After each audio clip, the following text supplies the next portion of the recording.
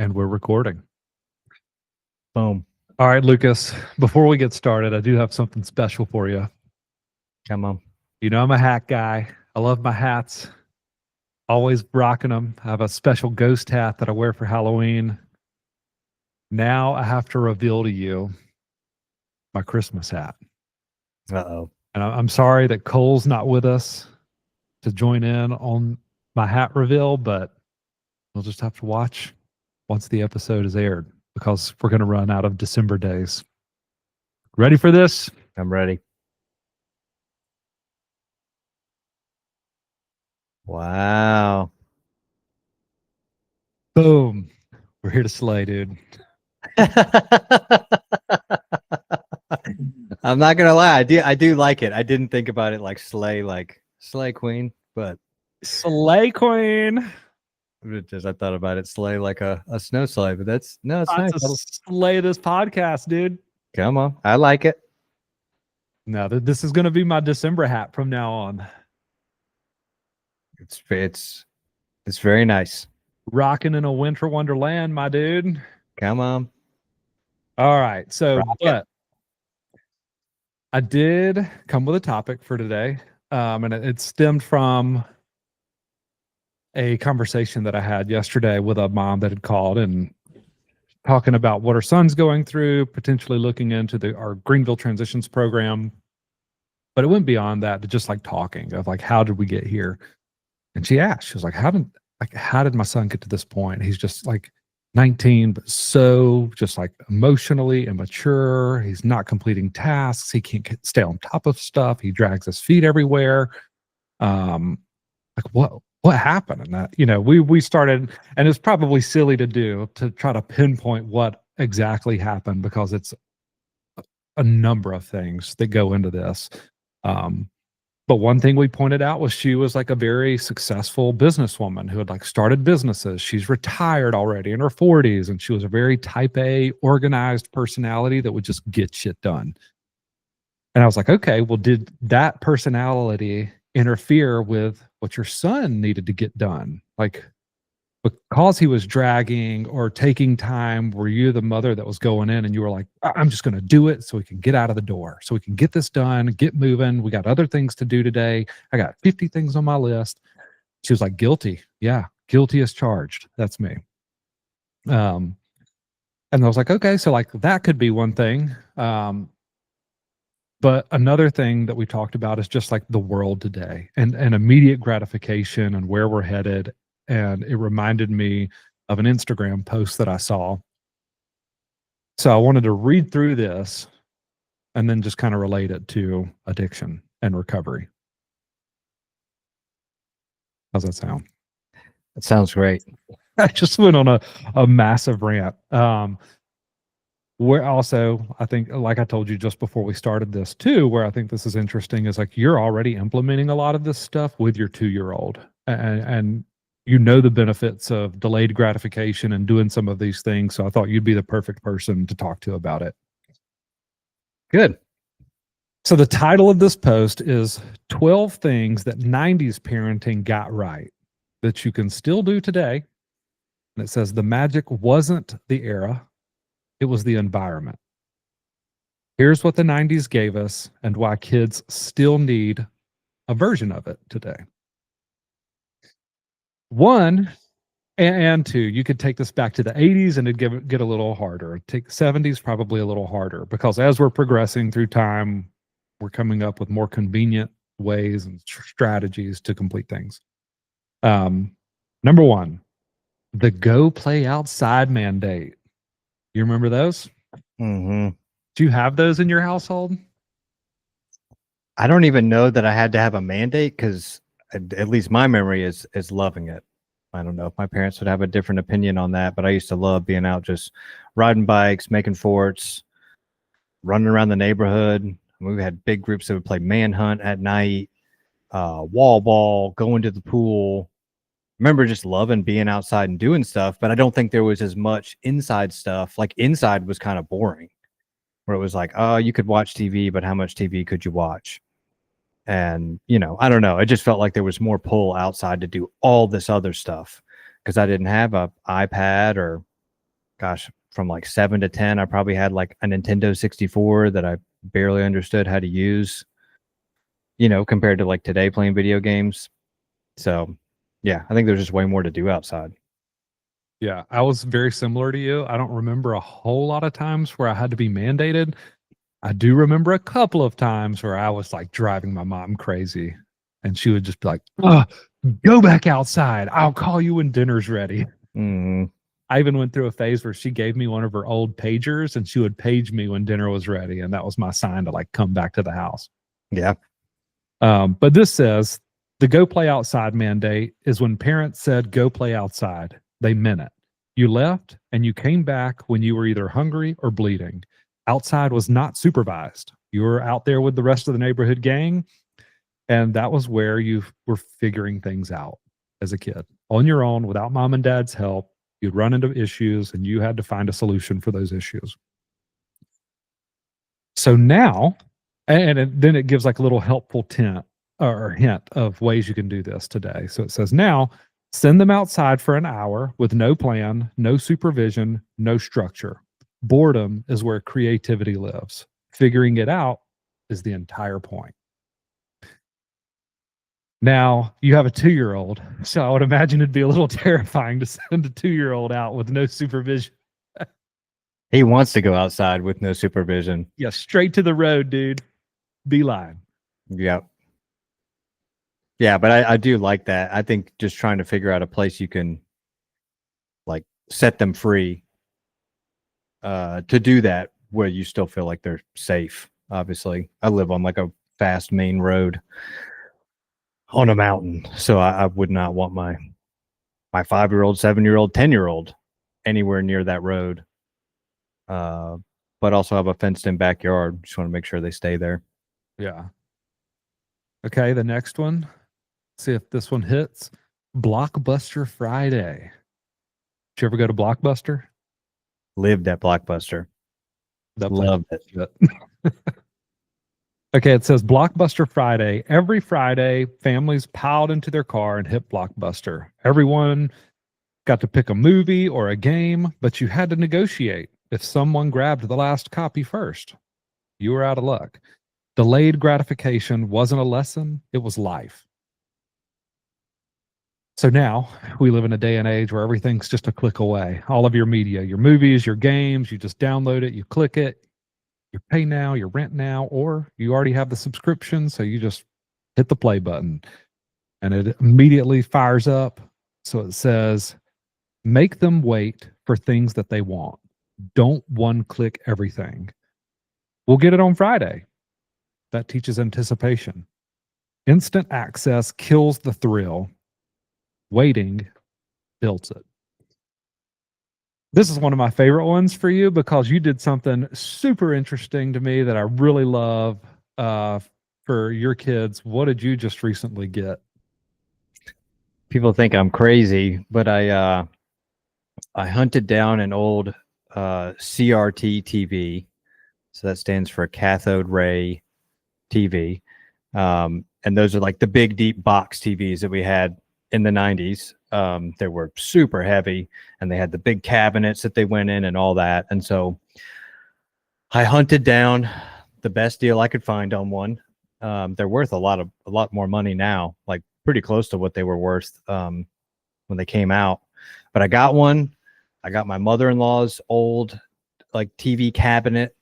I got a VCR player actually from my sponsor because he had one laying around, and I pieced together this whole setup. And then I went to every thrift shop in the area probably 3 or 4 times over the course of a couple months. And I built up a little library of like Disney movies, like feel-good movies that I remember from like the 90s, early 2000s, stuff like that. I guess really it's kind of a snapshot because they stopped making VCRs. So they kind of all have to be a little bit older, but stuff that my son loves. And I wanted him to have a tangible yet limited physical library of, okay, I grab this VHS tape. I can see the front, the cover art, the back. When he can read at some point, he'll be able to even read a little snippet on it. And then I can stick it in the VCR and play it and play just that. So yeah, just not being overwhelmed by massive libraries that seem never ending, like the overwhelming nature of that much choice. I think there's responsibility and having to rewind the tape, and there's no like getting past that. Like rewind it now or rewind it the next time you want to watch it. But who loves to take a VCR out, stick it in, and the first thing you realize when you're about to watch it is like, oh, it has to rewind completely. Like it's going to be an extra 5 or 10 minutes. So those are the reasons that I liked it. I wanted the small library to not overwhelm them, the responsibility of like taking care of the VHS tapes, whether that's like physically or rewinding them. And then it's a smaller TV that's not like some giant big screen TV, and it's not smart and it doesn't do anything special other than you can turn the volume up and down and play VHS. So that's what I did. That's a beautiful thing. I love that. Got your own little personal Blockbuster store. Just keep them out of the back room, okay? Yeah. You'd be surprised. This is clean. You'd be surprised how many people don't like that I did that and treat me like I'm crazy. They're like, why would you do that? Dude, I think it's awesome. Even my wife at times, I had to really get her bought into it because she was like, he's not going to like it. He likes this and he likes that and he won't want to watch it and whatever. Oh, and then I also got, this is the other end of it, since it was games and movies, I got an original Nintendo Entertainment System, the NES, that came out in like the early 90s, late 80s maybe, and 2 controllers and Mario and the original Mario, original Zelda. And I have that too, so that when he is ready to play video games, he will play very simple, very limited video games rather than the crazy stuff today that's just like so overwhelming. Because those controllers had 2 buttons and a directional pad, and that was it. And you look at the average controller today, it's got like 4 buttons, 2 joysticks, directional pad, 4 triggers. 4 triggers, yeah. Some of them even have like paddle buttons on the back where you're just like, how does a kid ever get all that? And I'm sure they figure it out and get it probably better than we ever could, but I'm running him through all the systems that I did as a kid. So when he gets NES and he's done that, I'll get him a Super Nintendo, then I'll get him an N64 and just kind of progress through it like that. That's my idea. Yeah. Well, I like it. My wife likes it. When she heard what you were doing, she was like, we're going to do that too. We're getting a VHS player. We're getting old school movies. I love that. All right. Next thing, the dial-up patience. If you wanted to go online, you waited for the dial-up screech, hoped no one picked up the phone, and knew you had 30 minutes max. The internet was not infinite. It was precious because it was limited. I don't remember the 30-minute limit, but I do remember like my sister's picking up the phone, knocking me off. And I'm like, oh, you just knocked me off of Oregon Trail, whatever I was on, AOL. And they're like, I got to call my boyfriend. You don't need to be on the internet. I definitely remember that. I remember my dad telling me that when I was really little, you had to like pay per minute that you use the internet. And it was like $1 per minute, like something crazy that it was like you were paying attention to how many minutes you were on there. So I don't really remember that, but I definitely remember the phone versus internet stuff. I also remember just how slow the internet was and just how long it would take to open up like the simplest page with just text on it. And that would be it. And like you weren't watching videos on the internet.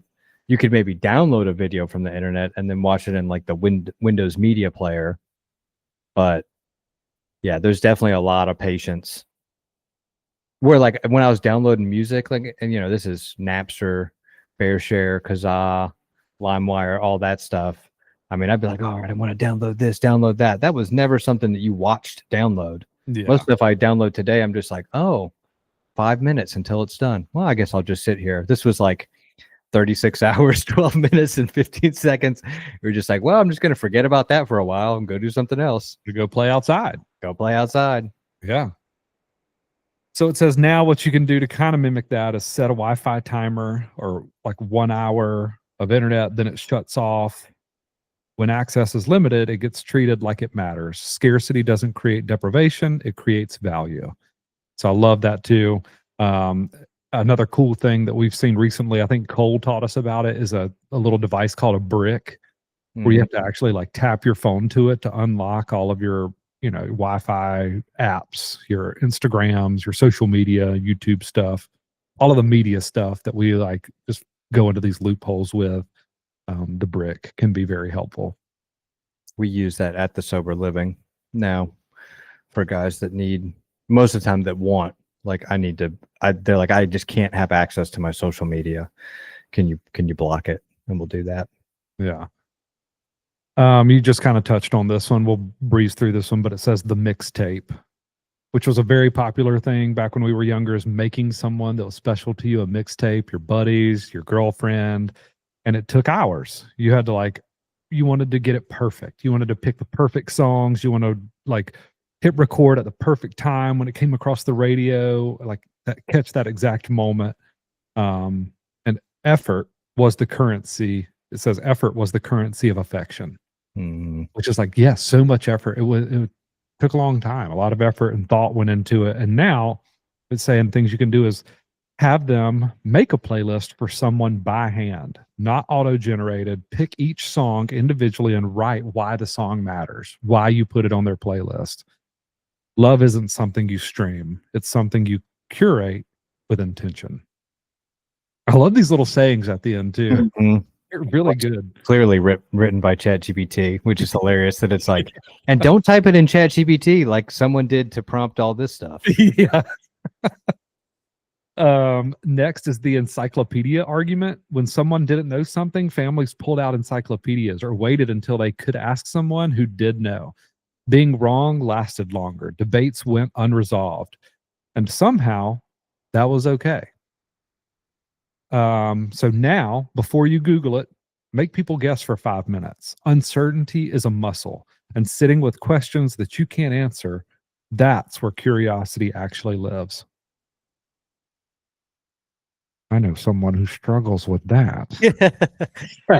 I was about to say I disagree heavily. Yeah, Lucas is like, I'm looking it up right now. You're wrong.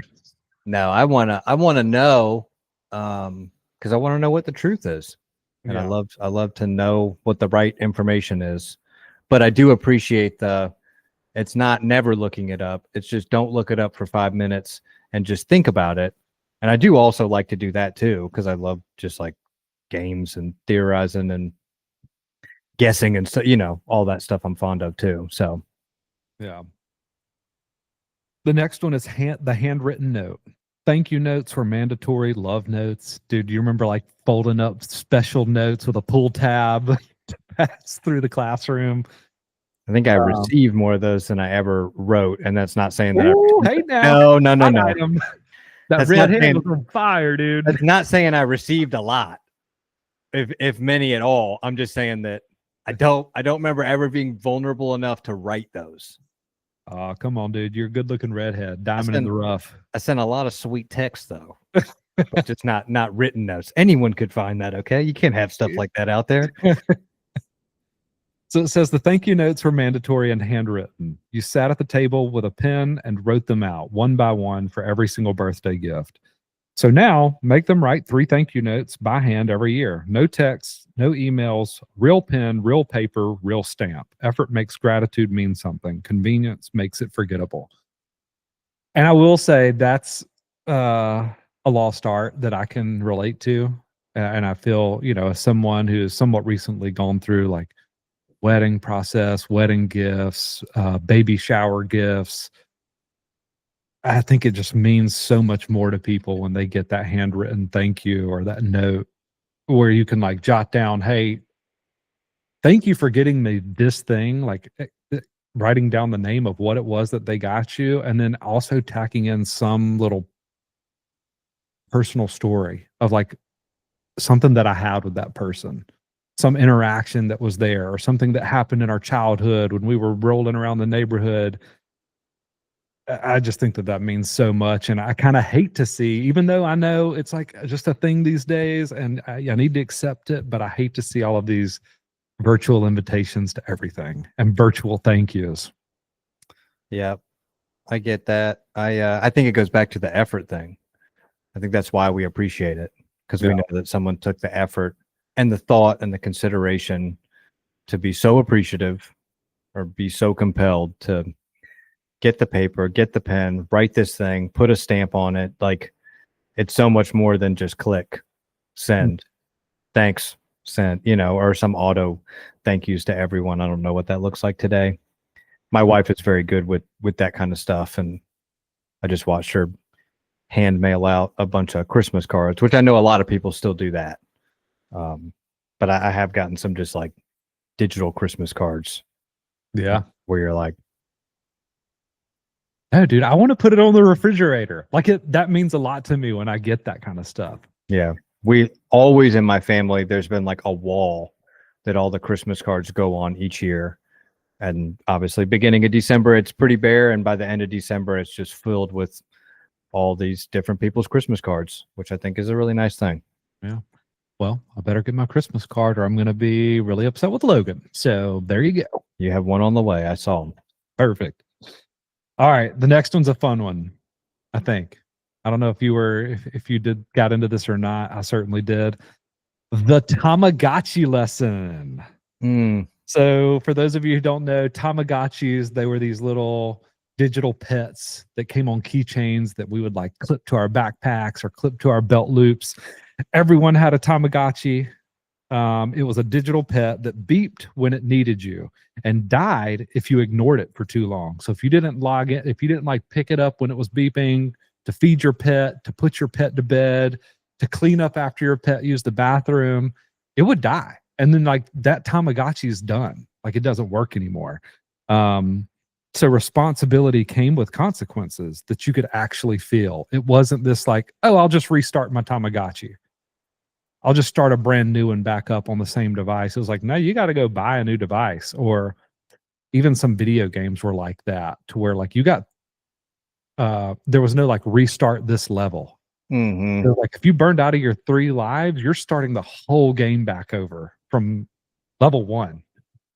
You're not just restarting level 5. That's how that Mario game is, the first one. Yeah. When you die, and the entire game starts over. That's it. Yeah. And like Lion King, Aladdin, Ninja Turtles, so many of those games were that way. So now it says, get your kid a plant to keep alive, not a cactus, something that actually needs them.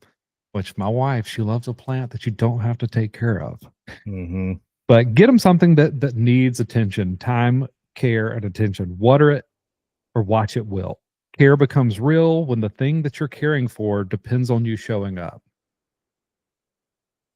I like that one. I was more of a Furby fella. Oh, yeah. Than a Tamagotchi trailblazer. But I definitely remember the Tamagotchis. And I don't think I had a Furby, but I remember my siblings having stuff like that. I think it's a really cool thing. And it just made me think of kind of with the VCR. I was like, I need to see if I can find a Tamagotchi on eBay.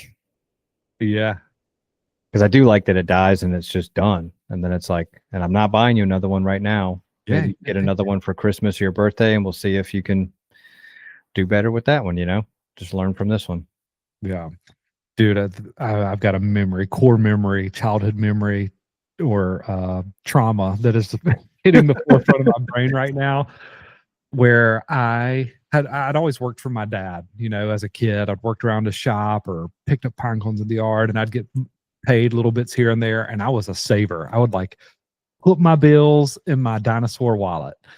And I can remember as a kid, I was probably 9 or 10. I'd saved up a lot of money. In my eyes, a ton of money. I thought I was rich. $6. Yeah. And we were going to, no, it was like 300. It was like just shy of $300. To a 9-year-old dude, I was like in heaven. And we were going on a family trip to Disney World. And I was like, I'm taking my whole wallet and I'm going to party because this is a big trip. Well, I lost my wallet like 1 or 2 days into the trip in Disney World. Gone. I don't know if it happened on a ride. I don't know if it happened like fell out of my pocket, just like out and about, but gone. I was devastated. I was crying. And I went to my dad, so upset. And I said, and he knew, like, I had lost my wallet. My parents had been helping me look for it everywhere. Back to the last ride, all that stuff. It's gone. And we all kind of knew it wasn't coming back. So I can remember turning to my dad and I was like, well, can you just give me the money that I lost? And he was like, no, I'm sorry, but like, that's why it's important for us to look after our things and make sure we're taking care of it. And part of this is just, I mean, he treated that as a life lesson, and I was not ready for it, dude. Mm-hmm. And this Tamagotchi thing kind of reminds me of that. That was tough. Yeah, no take backs. But it was a great thing. That was I think from that moment, I've always been super mindful of where are my keys, my wallet, my phone. Like, I'm not one that loses that stuff or leaves it behind. And y'all checked to see if it was turned in by anyone? I don't remember. I mean, I'm sure. But it was a big come up for the scumbag at Disney World that found what was clearly a child's wallet with $300. $280. I was like, what a bad person, dude. That's not turn that in. That probably went a long way back in the early 90s. Yeah.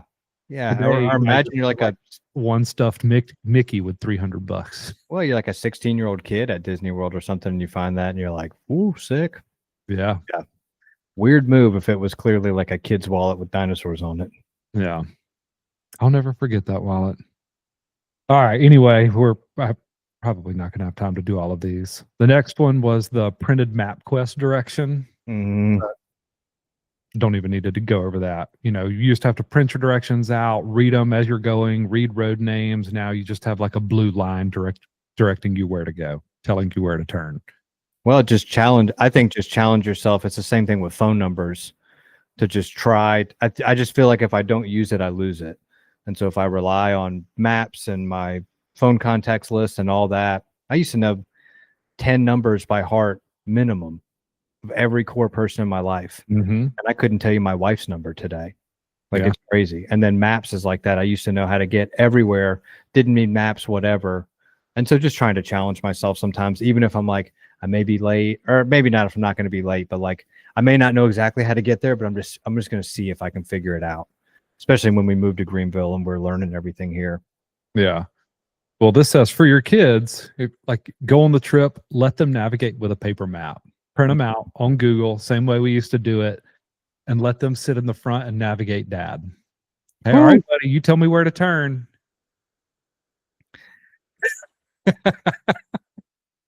I do not think I'll be able to do that.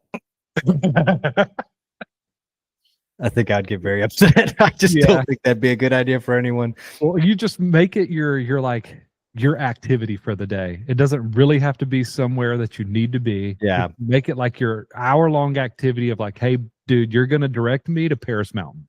Yes, that would be better. But if it was somewhere I needed to be on a timetable and they're telling me bad directions, I don't think it'd be a good thing for anybody. Yeah. So this says, and this is a beautiful metaphor, directions don't teach direction. Getting lost teaches direction. Finding your way back teaches resilience. Yeah. Ooh, that could line up with some recovery stuff pretty well. Yeah, just to figure it out. And that's like what we started with, of if someone always figures it out for you, whether it's your phone or your parent or your spouse or whatever, you kind of never get that opportunity to grow and figure it out for yourself. And that is what makes you better at it.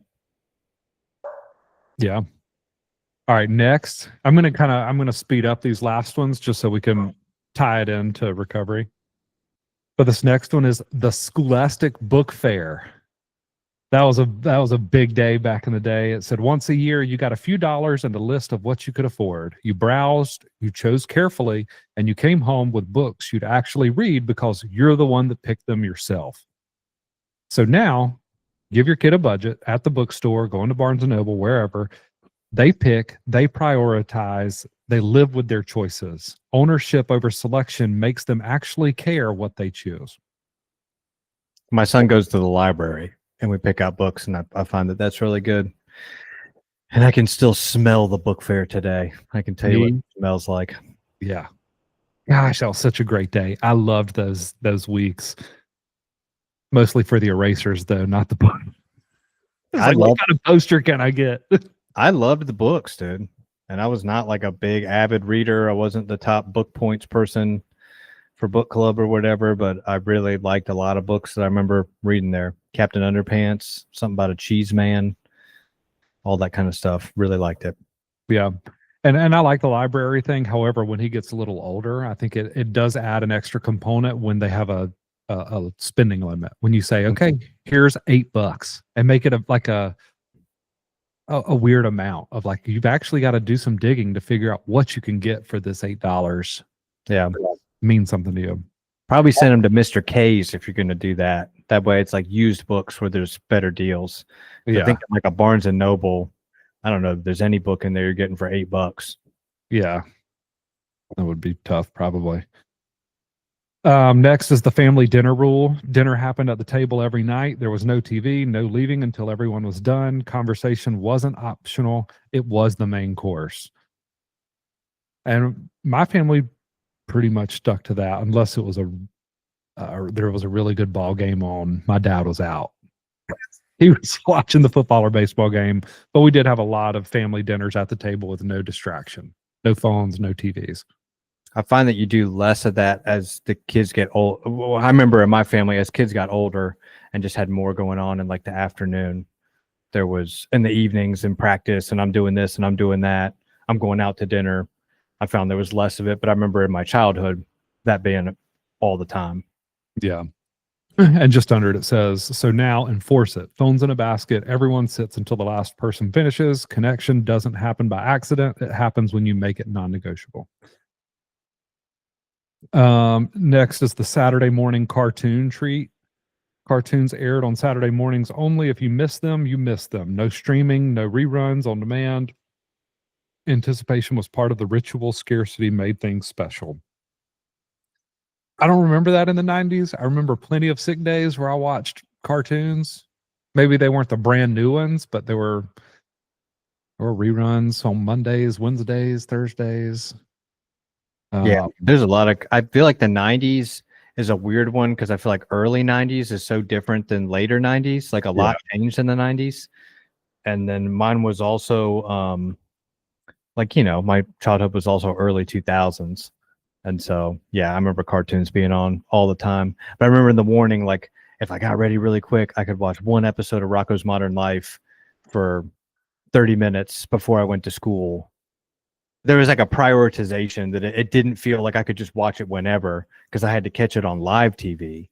And so that only happened for 30 minutes in the morning for the show I wanted to watch. Like I think goes back to that like limited sense. Limitation makes value. Mine was Full House and Saved by the Bell. That's what I was trying to catch. Gross, dude. You were. But it says, and this is the more important part, is because you couldn't like just rewind or rerun shows when you wanted it. So it says make certain shows or games available only on specific days. Not everything gets to be always accessible. Special means rare. Rare means it matters. Next is the photo development wait. We would take pictures. We'd have to wait for the photos to be developed, and you go pick them up from your pharmacy, CVS, something like that. And now it's just instant. Like you take the photo, and now you take 30 of the same photo. Look at that one moment and see which of the 30 look the best. I mean, it's gone the extreme other direction. Hate it. Hate photos. Hate taking them. Hate posing for them. I do appreciate people who prioritize them though, because it is sometimes nice to look back on. But I'm not the person who wants to do that. Yeah, photos are special. I can appreciate photos. I don't like to take 30 of them. I like to be like, nope, capture the moment and let's go. And I think that that's part of it is capture one moment, regardless if someone looks silly or someone's eyes are closed. Like that's the beauty of capturing a moment is it's not perfect. I think a lot of those cameras would have like 30 photos on them. So it's like, I'm going to burn up this entire disposable camera, you know, just on one pose, just for 30, you know, it just like didn't make sense. I couldn't fathom doing that at that age. Yeah. So it says, give your kid a disposable camera at an event. No previews, no retakes. Drop it off and wait. Anticipation makes the moment matter more than instant access ever could.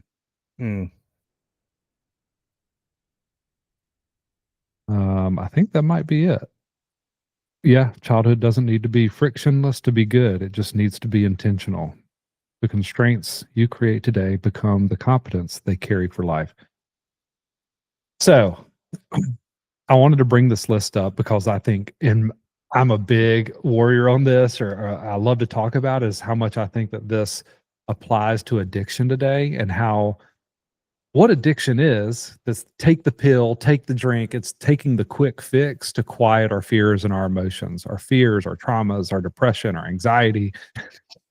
And we want to numb that out. And it's the immediate gratification, instant gratification, just the way that like everything else is trending. This whole list that we just went through of like things that used to take a little more time, a little more work, are now at the edge of our fingertips at any given moment, where it's just boop, I got it. Boop, I got it. And I think it's creating a huge problem. I think it's only going to get worse for the like. I think it was harder for us than it was for our parents. I think it's harder for every generation under us. Just like there's almost a quick fix for whatever. You need more energy, there's a pill for that. You need to numb some pain, there's a pill for that.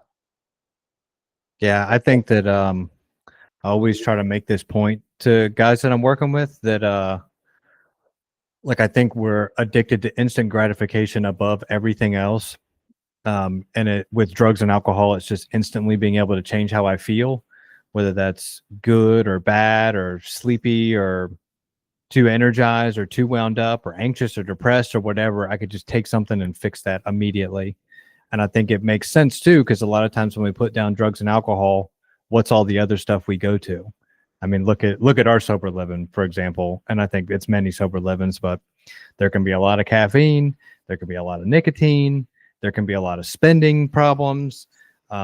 Occasionally guys will try or want to go down like a gambling route, like just all these other ways to instantly change how I feel can pop up in the wake of drugs and alcohol going away, which just tells me that drugs and alcohol wasn't the real issue. And until we address the real issue of like being able to practice delayed gratification, it's just going to move to another thing. Now, granted, if I'm addicted to caffeine and nicotine, that is way better than crack and heroin. I will make that trade every day for anybody I ever work with, gladly, joyfully. But I do want to also kind of quietly continue to be working on that of what if you didn't even need that? What if it was just okay to feel however you feel and be able to just feel your way through it and get to the other side and know that it's going to be okay. Yeah. And I'd just like to add to that, like the most beautiful things in my life, the best things that have ever happened to me are the things that took a lot of work. Like my recovery. My recovery took a lot of work, a lot of heartache, a lot of sweat, blood, tears, whatever. And it was one of the best things that ever happened to me. My relationship with my wife is one of the best things that ever happened to me, but it took a lot of work. It wasn't perfect. We had a lot of ups and downs. We still do. We're humans. Like my relationship with you, with friends, we have ups and downs. We call each other out. We like get into little tips. Incredibly difficult, my relationship with you. God, has it been so hard. The burden I've had to bear being friends with you. Most days I think it's worth it, but man, some days. Yeah. For the most part, it's great. But yeah, you go through things together. You go through heartache. You go through losses together. Like there are things you have to work for. And you've heard me talk about this 1,000 times probably, but the gym, that's a one that an analogy I love to make, because it's, if you go to the gym for 10 days and you look in the mirror and expect to see great results, you're probably going to be disappointed. But if you will go to the gym for a year, put in a year's worth of work, bust your ass in there, hit 2 a days if you can, and then you look in the mirror, you're probably going to be pretty damn proud of what you've achieved and feel good about yourself and feel confident in yourself to achieve things. And I just think we're getting so far away from that, from the hard work matters mentality. And I think that's a good point. I like the gym for 2 reasons. One is what you said, that you go work out. I've seen guys sometimes work out one day and go look in the mirror and legitimately be like, nothing changed. I'm just like, dude, you just did your first workout in 2 years. Nothing's going to change. You got to do this for a while.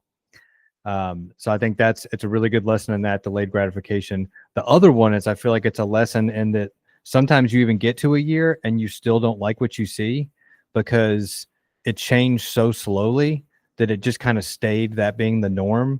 And I think you have to be able to go back retrospectively and look a year back at a picture or how you felt or whatever and connect with that to be like, look how much change has happened. Because I think it's that frog boiling in the water. And I think the recovery analogy is when we're in addiction, the frog boiling in the water, the temperature is going up so slowly that we don't notice until we're boiling alive. I think in recovery, it can feel like the temperature goes down so slowly that sometimes we don't notice the progress that we've made. And I generally count on people around me to point that out and to say like, hey, you used to do this. And like, now you don't. Hey, that's progress. Hey, this is, whatever, whether that's a sponsor or a mentor or friends in recovery or parents or family or whoever. I find that people point out things that I don't notice in myself because I'm me every day. So I don't feel too different than yesterday, but I feel a hell of a lot different than 10 years ago. Yeah, that's a really good point. Awesome. Cool. Well, you got anything else on this topic? Anything you want to add to it? No, I thought it was a good list. I'm definitely trying to think of a lot of stuff like that with recovery in mind, but I feel like recovery intertwines with life so much that it's just like almost all recovery advice is just kind of good life advice. And whether my kids are obviously not addicted to drugs or alcohol yet. So I'm just trying to pass on all the good recovery stuff that I've learned that I think will make them prepared if they ever are addicted, or if they're not, just be prepared for life. Yeah. Cool. Well, we'll wrap it up there. And just remember, dude, for the whole month, slay queen.